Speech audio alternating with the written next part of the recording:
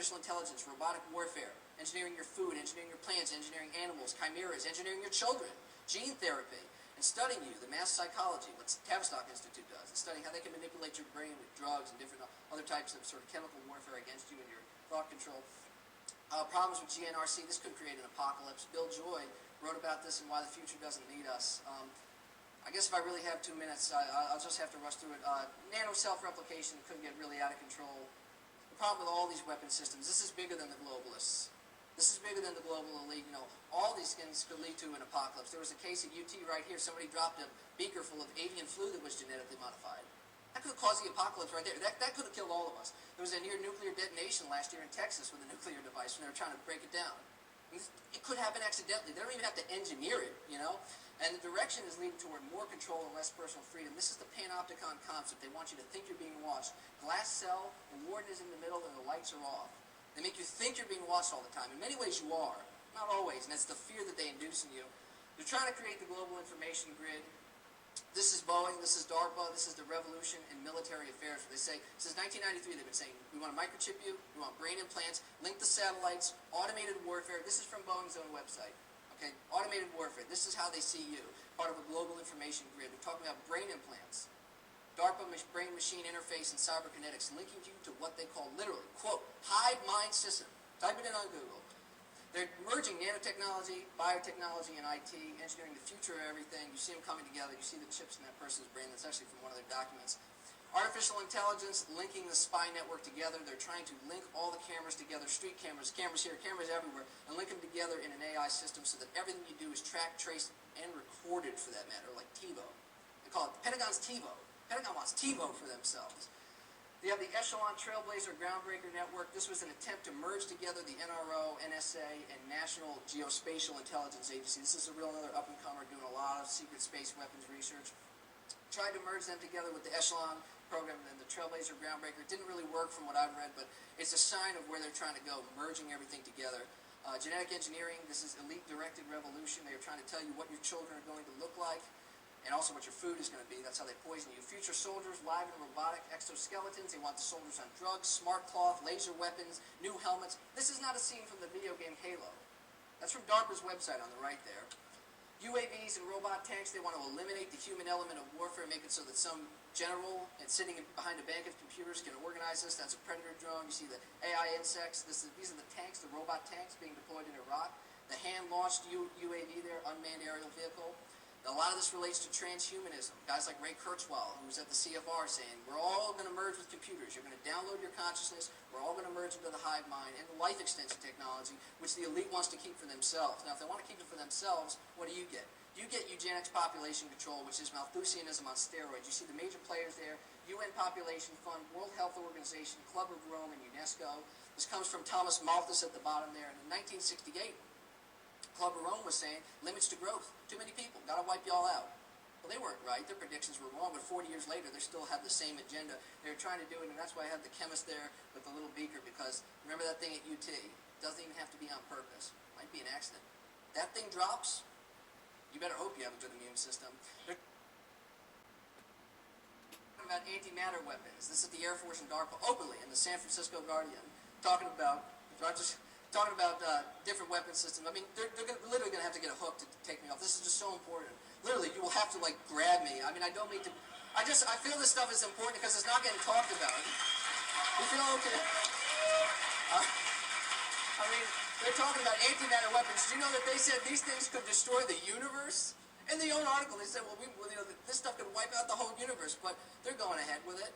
Space weapons systems, U.S. Space Command, Los Alamos, NRO, NASA, STRATCOM, Air Force, they're working on directed energy weapons. The neocons want nuclear weapons in space. Okay. Well, all right, well, yeah. All right, I don't know, what do you...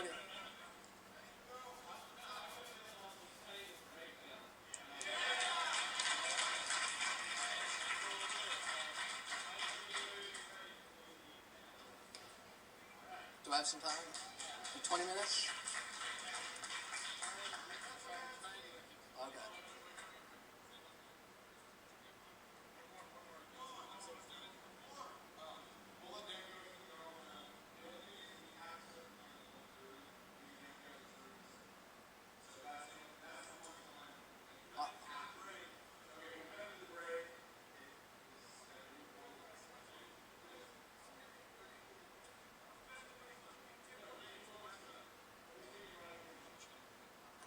down and I'll go as fast as I can.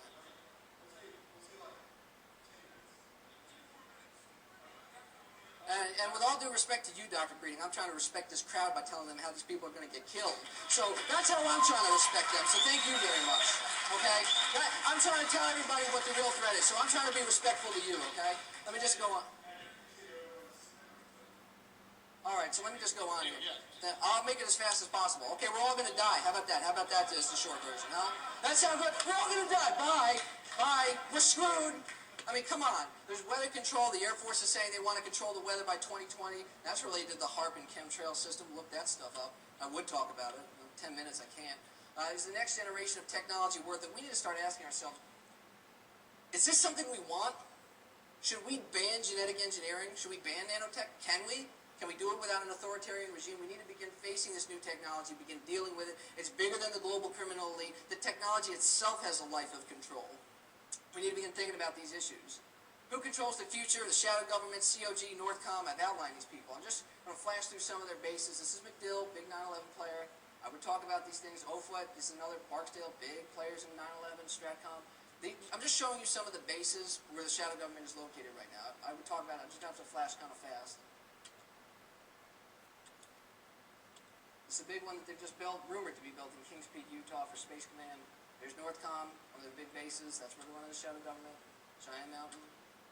FEMA shadow government here. That's where Cheney is a lot of the time. Of course, I've included Area 51. We're not supposed to talk about that. I'm really interested. This is where a lot of secret weapons research is being done. Also at Doug Wade Proving Grounds. This is what people call the new Area 51, new secret research and testing being done there. Air Force Plant 52. This is where Lockheed Skunk Works, Northrop, Boeing, Phantom Works are getting their work done. I wanted to talk about these planes. I can't in the interest of time, but they're building a new generation of space weapon systems. I mean, this stuff is so amazing. You start talking about UFOs and stuff.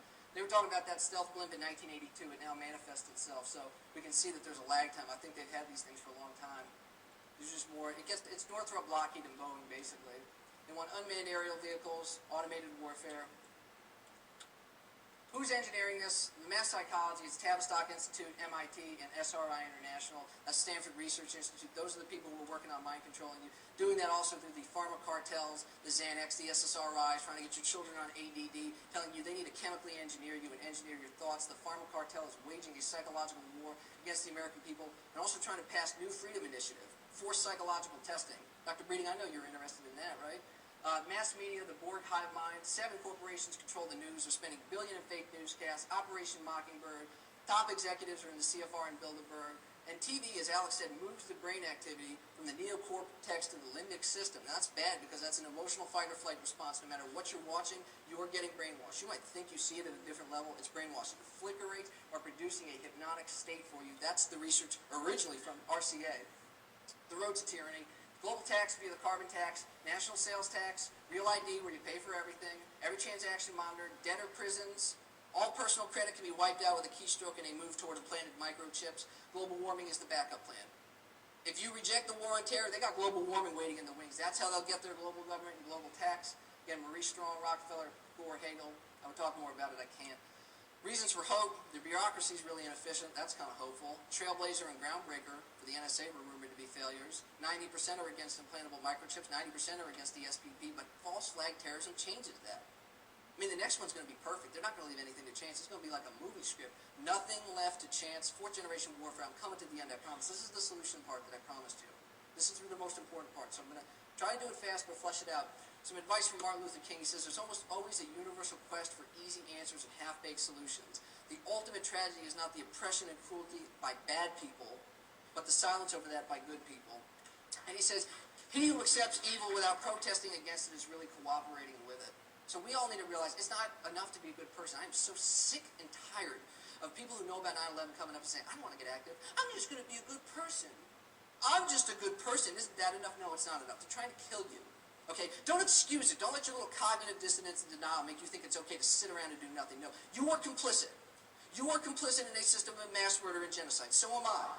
I don't think I'm above this. I am, but I'm trying to detach a little bit. I'm trying to fight back. I mean, I take a big risk coming up on the stage. I'm putting myself on the barbed wire. You should too. Join me. Okay, everybody needs to become a leader. I'm not the leader. I'm not the leader.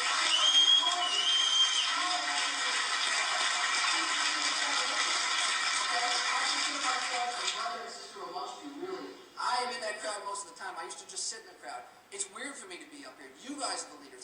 you speaking up on stage. Don't wait for me or Alex or Jack or anyone Tarpley to come save you. I'm not coming to save you. I'm not Superman. I'm not your leader. I'm not going to tell you what to do. Research it yourself and become your own leader. I want to see you guys on stage. Next time they have a conference here, you and you and you, write up a speech, make the PowerPoint. This movement should not be run from the top down. And let me tell you something. There's risk for 9/11 truthers, and I am coming to the end here. We could become an insular cult. We don't want that to happen where it becomes like an AA or a Star Trek convention. We don't want to expect heroes to lead the movement to victory. No. There's no vanguard. That's what the left does. I'm not your vanguard. I'm not your Noam Chomsky. Save yourselves. You come up on stage next time. A lack of social interaction. I'm worried that we're not talking to each other at these conferences. We come, we watch the guy speak, and we leave. We need name tags. We start talking to each other. The left does that well. We're not organizing enough. We don't want to act overly abrasive like religious zealots with recruitment to waking up to the truth. Kind of sound like door knockers at that point. We need to start marketing ourselves. Don't say, I woke up and you need to wake up too. You sound like a religious fanatic at that point. People just kind of step away and say, whoa, buddy, I'm not drinking the Kool-Aid. Take it slow. Now I'm speaking fast. Take it slow. Slow down for people, okay? We could follow the JFK assassination stuff with the infighting and egos, backstabbing, FBI agents, and diminishing numbers at conferences. There's another problem, racial and gender homogeneity, the white male problem. I believe every speaker on the stage has been a white male. And that doesn't mean it's bad. I'm not one of these fake people who says, oh, diversity is good for the sake of that. I'm saying we need outreach toward the working class, toward urban areas. We need Spanish speakers. We need to get the people who are getting most screwed by the prison-industrial complex, by this economic tyranny in this country. And that does speak to women and racial minorities.